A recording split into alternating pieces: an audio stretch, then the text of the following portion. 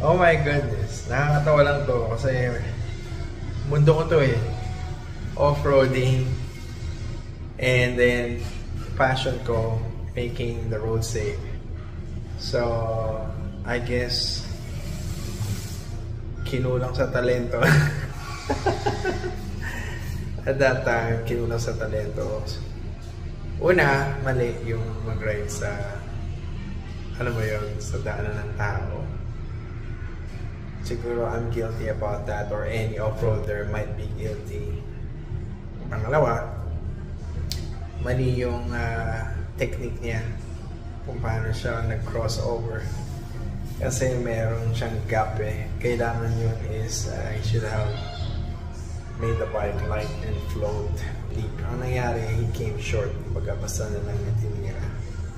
Kaya gumewang siya. Buti na lang, hindi siya sumemplang. At buti hindi siya tinamaan ng kotse. So, huwag tayo maging kamote. Maging kabuti tayo. Safe na mabuting rider. Paramihin natin ang safe at mabuting rider.